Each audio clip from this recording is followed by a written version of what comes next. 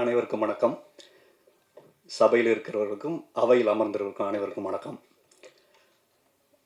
21ஆம் தேதி audio launch அப்படிங்கிற மாதிரி சொன்னாங்க. திடீர்னு 19 மாற்றி வச்சுட்டாங்க. ஆனால் 15ஆம் தேதியே 19ன்னு முருகானந்துக்கு சொல்லிட்டேன்னு நினைக்கிறேன்.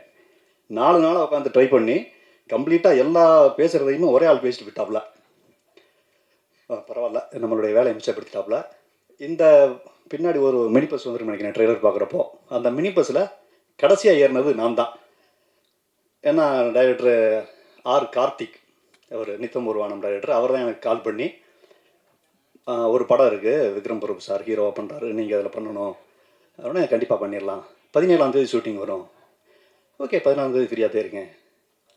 அப்புறம் யோசிச்சு பார்த்தா தெரியும் இன்றைக்கி 16, நாளைக்கு ஷூட்டிங் அப்படின்னு சொன்னால் கொஞ்சம் ஒரு மாதிரி தர்ம சங்கடமாக இருக்குன்ட்டு 17 அப்படின்ட்டார். அப்புறம் உடனே கிளம்பி போய் அந்த ஷூட்டிங்கில் கலந்துக்கிட்டோம். ஆர் கார்த்திக் வந்து ஃபோனில் 2 தடவை பேசியிருக்காரு. மற்றபடி இந்த ஷூட்டிங் ஸ்பாட்டில் ஒரு நண்பர் முருகானந்தம் உட்பட யாரையுமே நான் பார்த்ததே கிடையாது. டெக்னீஷியன் யாரையுமே தெரியாது.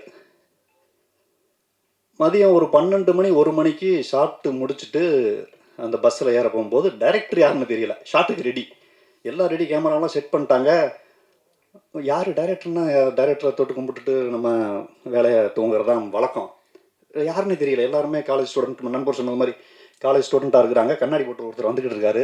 அந்த அவர் தான் டைரக்டர் அப்படின்னு ஒருத்தர் சொல்லவும் சரி நம்ம போய் விஷ் பண்ணிடுவோம். ஹலோ கோடங்க சார், நீங்களா சார் அப்படின்னு சொல்லி எக்ஸைட் ஆவார் அப்படின்னு நினச்சி போய் ஹாய் சார் அப்படின்னு. இப்போ அன்னியன் படத்தில் இந்த பிரகாஷ் ராஜை கட்டி பிடிப்பார்ல, ஒரு பெருசு கட்டி பிடிச்சோடனே ஓரம் உட்கார வச்சுட்டு போயிடுவார்ல, அது மாதிரி ஹாய் அப்படிங்கிற ஹாய் வண்டியில் இருங்க போங்க அப்படின்னு போயிட்டாப்ல. இல்லை சார் நான் உள்ளே போய் இப்போ என்ன பண்ணுறது, உள்ளே போங்க சொல்லுவாங்க. உள்ளே போய் உட்காந்துருக்கேன். இந்த 2 வீட்டு கல்யாணமும் உங்களால் தான் நடக்குது. ஸோ நீங்கள் அப்படியே மெயின்டைன் பண்ணுங்கள், ஒரு மாதிரி பரபரப்பாகவே இருங்க அப்படின்னு நான் தூங்காமல் உட்காந்துருக்கேன். அந்த ஷாட்டில் ஹீரோ சார் மட்டும் முடிச்சிருக்கணும், எல்லாரும் தூங்கணுங்கிறது ஷாட் எனக்கு தெரியல. நான் வந்து இந்த கல்யாணம் எப்படியாவது முடியணும் அப்படின்னு சொல்லிட்டு பரபரப்பாக தூங்காமல் இருக்கேன். லீலா மாஸ்டர் என்னை வைக்கிறாங்க. யோ யாருங்க தான் கூப்பிட்டு வந்தது, எல்லாம் தூங்கிருக்காங்க, ஏங்க முடிச்சுக்கிட்டீங்கண்ணே தூங்குங்கண்ணே அப்படின்னு. அன்னைக்கு ஆரம்பித்த திட்டு ஒரு 3 நாள் தொடர்ந்து அதை தனியாக ஒரு படமாகவே எடுக்கலாம். எங்கேயா ஆல்ரெடி முதல் சீன் 2 சீனை கட் பண்ணிட்டு தான் 3ஆவது சீனுக்கு ஜம்ப் பண்ணேன். நான் ஒரு படமாகவே எடுக்கலாம் அந்தளவுக்கு. அப்புறம் மறுநாள் வந்து பேப்பர் வரும். டெய்லி வந்து ஒரு 8 to 10 பேஜ் ஸ்கிரிப்ட் பேப்பர் வரும். புரோக்கர் செல்வம்னு டைட்டிலோடு வரும். அதை திறந்து பார்த்தா அடடே ராமுவே வந்துட்டாரே அப்படிங்கிற மாதிரி ஒரு டைலாக் இருக்கும் 8 பேஜில் செல்வம். சரி ஓகே, இன்னைக்கு மறுநாள் வந்து வாராமோ இப்படி மட்டும் இருக்கும். 3ஆவது நாள் வந்து இந்த சண்டை கலைபரத்தில் செல்வம் நின்று கொண்டிருக்கிறார் அப்படின்னு இருக்கும். 4ஆவது நாள் போனால் வாங்க வாங்க நீங்கள் அங்கே போய் நின்றுக்குங்க.